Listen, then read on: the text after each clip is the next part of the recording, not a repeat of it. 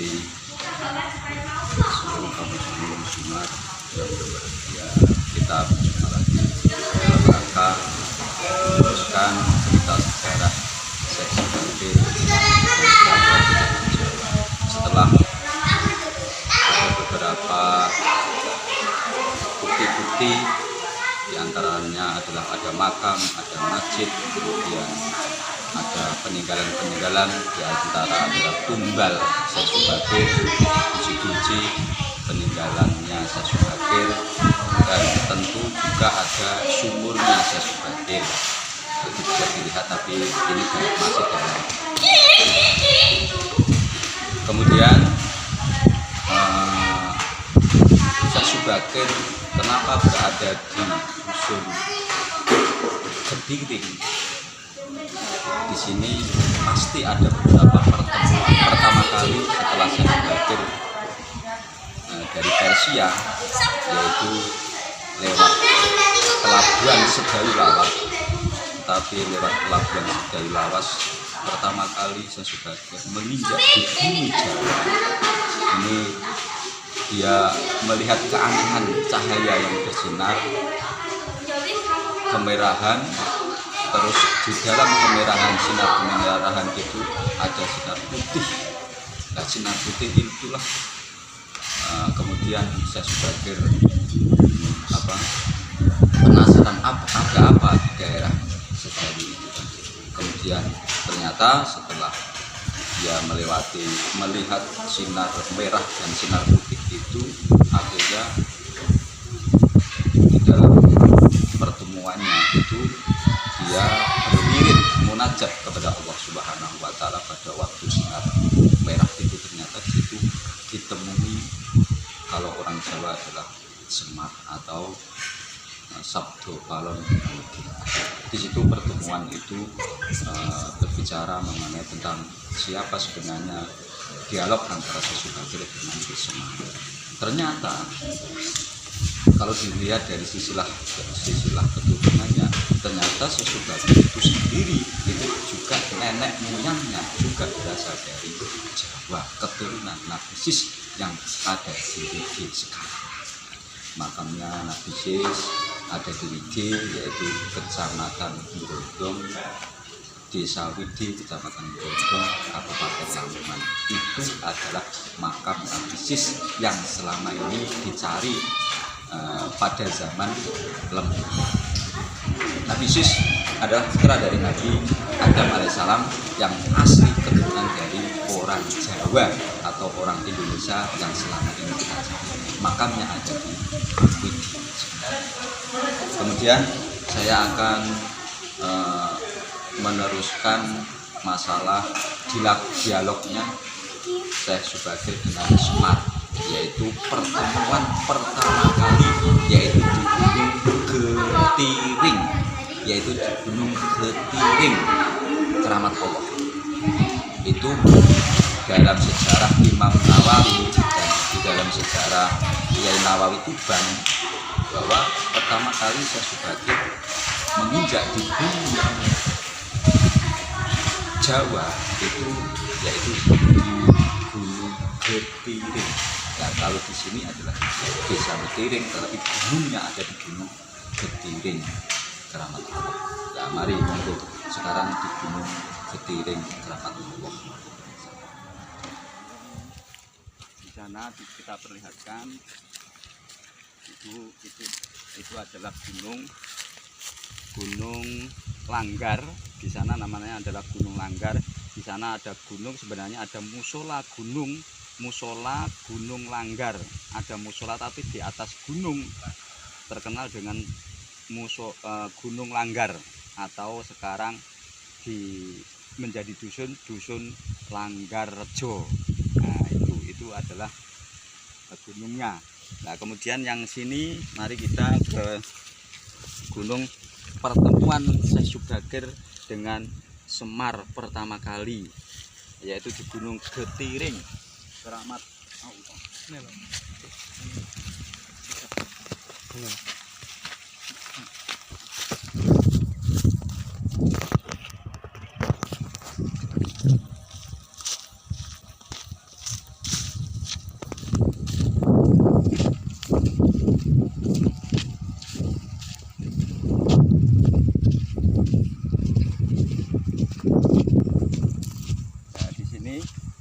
Nah, sebelum kita masuk, inilah lokasinya. Ini juga pergunungan karena ini kita bisa lihat di atas sana, bisa lihat di sana, di sana.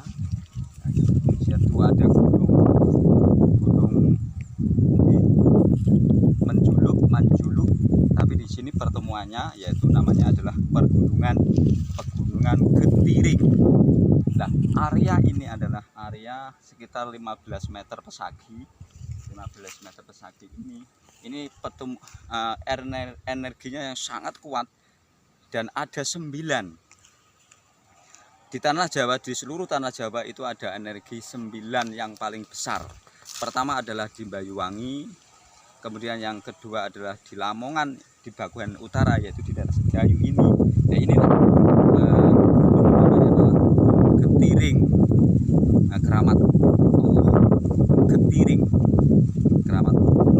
Kemudian besarnya adalah 15 meter persegi. Ini energi kalau kita lihat goibnya sampai langit, ini sampai langit, menghubungi energi dari 9 energi di seluruh tanah Jawa. Yang pertama di Banyuwangi, yang kedua di Lamongan, di Sedayu, di Gunung Getiring ini, kemudian di Ponorogo, kemudian di Candi Borobudur. Di Candi Borobudur ini sudah ditemukan, sudah dibangun oleh Nabi Sulaiman. Sebenarnya ini juga akan dibangun, yaitu anak keturunan dari Nabi Sis itu yang ada di sini. Kemudian di di Jepara, kemudian ada di Bandung, kemudian ada di daerah Gunung Sindoro di sana. Sekitar ada 9 energi yang mengelubungi di tanah Jawa. Maka kadang-kadang di tanah Jawa itu kenapa ada sifat goib? Karena memang ini terhubung antara energi yang menghubungi di seluruh tanah Jawa ini, bahkan berhubungan dengan seluruh dunia. Nah, ini adalah tempatnya. Nanti kita bisa dicek kekuatan pertemuannya di sini pertama kali. Ini juga pertemuannya Syekh Subakir dengan Semar. Begitu juga di sinilah tempatnya Nabi Adam pernah tinggal di sini. Pernah tinggal di sini. Kemudian Nabi Sis juga hidup di daerah sini. Ini Nabi Sis, Sang Hyang Sis pernah hidup di daerah sini. Karena di sini adalah daerah pegunungan gunung. Kemudian di situ ada namanya adalah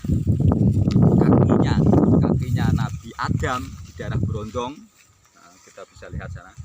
Nah, kakinya Nabi Adam. Kemudian di situ ada makom Raden Ngabei Piluk. Nah, di situ juga ada makom Raden Ngabei Piluk. Nah, kemudian di sini pertemuan gunungnya Gunung Getiring, keramat Allah. Nah, sekarang kita masuk ke Hadratin Nabi Mustafa Muhammad Rasulullah Sallallahu Alaihi Wasallam. Al-Fatihah.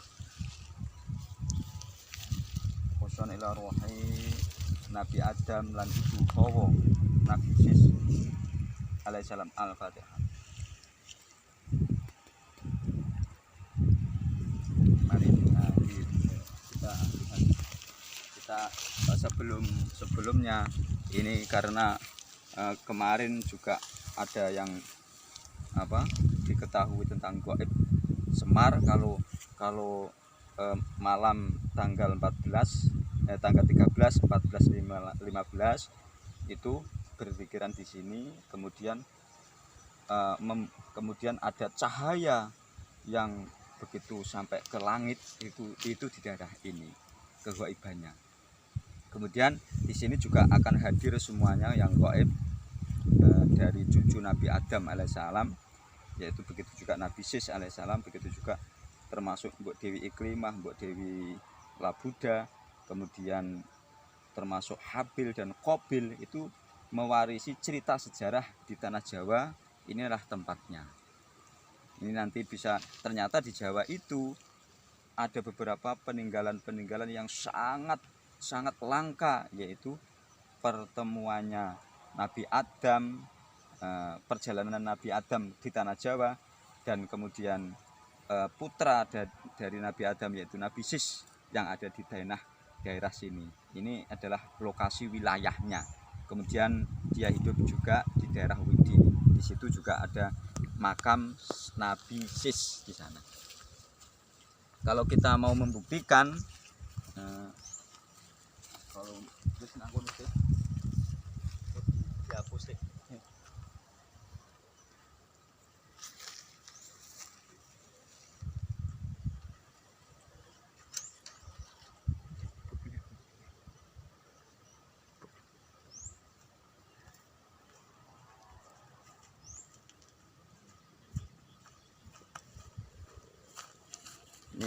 Ini asli alami.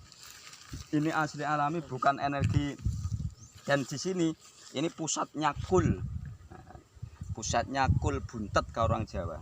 Di sini bisa dicek energi alaminya kalau kita mau masuk secara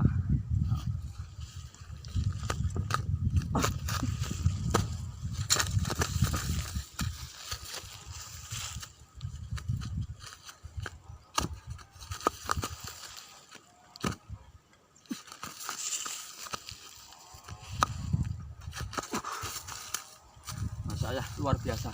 Ini sampai langit. Masya Allah. Ini diantara rahasia. Kalau ini diantara rahasia pertemuannya Sesubagai dengan Semar Wejangan pertama kali, yaitu di Gunung Getiring. Kemudian kalau saya deteksi, ini energi alaminya ini sama dengan energi Ka'bah. Ini sama dengan energi Ka'bah. Kita bisa membuktikan. Ayo monggo.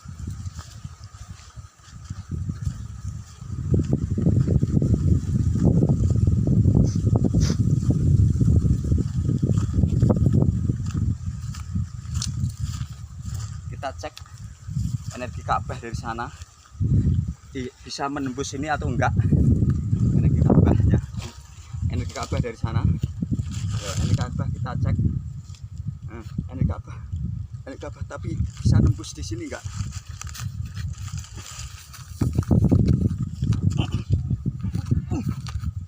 Ini lokasinya. Ini energi dari Ka'bah ini. Ka'bah berstokan dengan energi dari sini.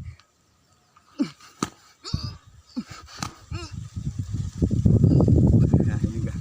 Ini membuktikan bahwa energi di seluruh dunia itu banyak sekali, di antara yang sudah dibangun. Ka'bah sudah dibangun.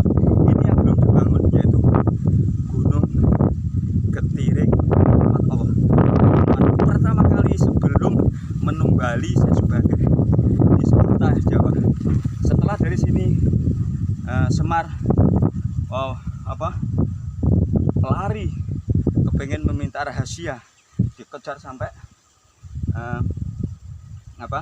Tuban, setelah sampai Rembang, sampai berputar di seluruh tanah Jawa. Terakhir pertemuan yang terakhir yaitu di Gunung Tiga. Yang ini pertama kali Sesubagai menginjak pulau Jawa. Kemudian dia malam-malam ketemu daerah pegunungan yang dilihat itu agak merah, tapi di dalam merah itu ada putih sinarnya sampai langit, menghubung dan menutupi seluruh tanah Jawa. Di sini pertama kali. Namanya adalah Gunung Getiring. Cerita ini sejarah Sesubagai pertemuannya di sini. Kemudian ada di sini itu banyak kul, namanya kul buntet. Ini pusatnya itu di sini, ya, termasuk seperti ini, gitu loh. Ini kul buntet, tuh ini kul buntet. Ini termasuk loh, ini kul buntet, masih asli ini ki alami, loh, masih banyak loh. Kul buntet ini banyak sekali di antara loh. Nih, loh, kijing kul buntet ini ki asli banyak sekali. Loh, ini ki masih alam, dan ini belum ini masih ini di daerah di atas gunung. Banyak sekali tentang kul buntet. Nah, ini banyak sekali, dan ini tempatnya. Nah, terus ini ada yang besar,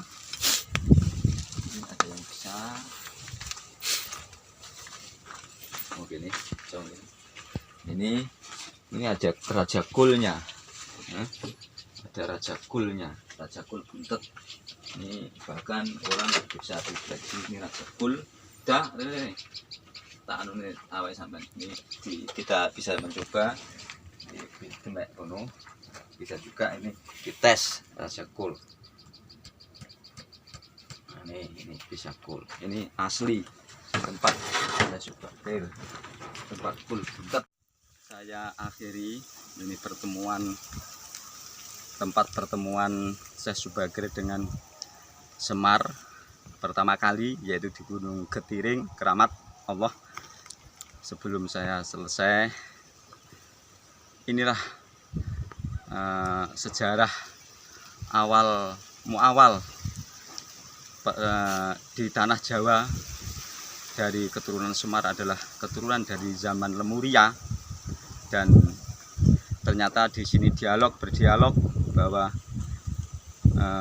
Semar dengan Syekh Subagir, kemudian siapa sebenarnya Semar, itu adalah keturunan dari bangsa Lemuria dan wilayah Lemuria dan wilayah Atlantik di sini. Dan ternyata Semar, setelah Syekh Subagir sendiri itu masih keturunan orang Jawa, masih keturunan dari Semar itu sendiri. Ternyata Syekh Subagir itu cucu dari Semar sendiri. Ini beberapa sisilah.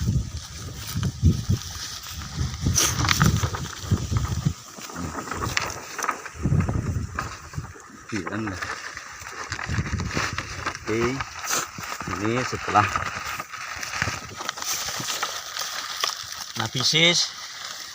Nabi Adam memiliki putra 20, diantaranya adalah Qabil, Labuda di zaman Atlantik dengan Habil Iklimah.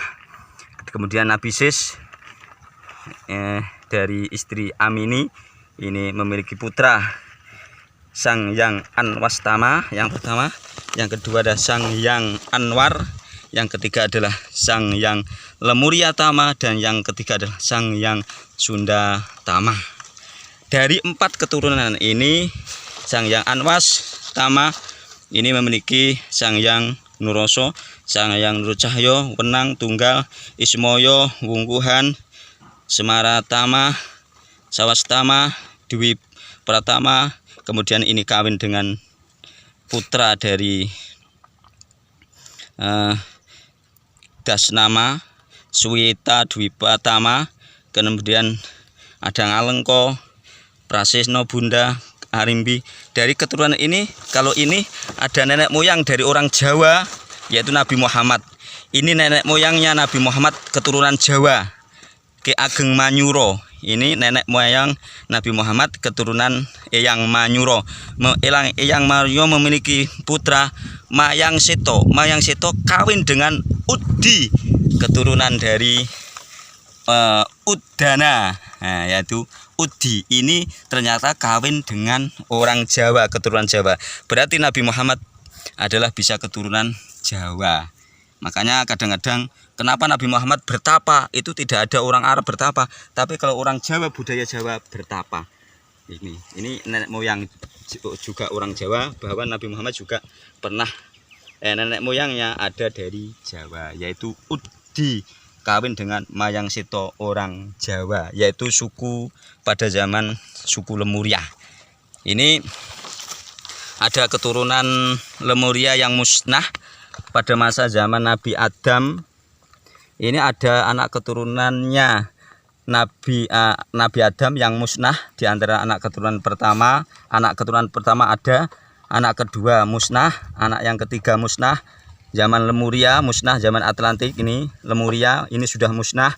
Kemudian anak keturunan yang ke-5 ada, 6 ada, 7 ada, ke-8 musnah, yang ke-9 ada, yang ke-10 musnah. Kemudian Qabil Labuda dari zaman Atlantik masih ada, Habil Iklimah masih ada. Kemudian Sis memiliki istri Mulat, istri Jajah, dan istri Amini.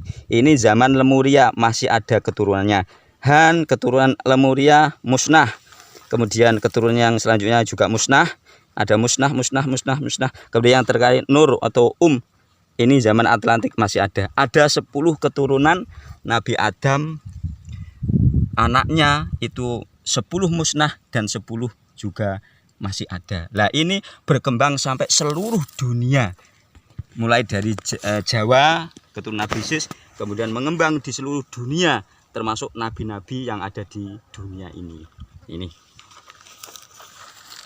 Itu beberapa sekilas yang saya ceritakan. Sebenarnya masih banyak sekali mengenai tentang peradaban zaman Lemuria di tanah Jawa ini.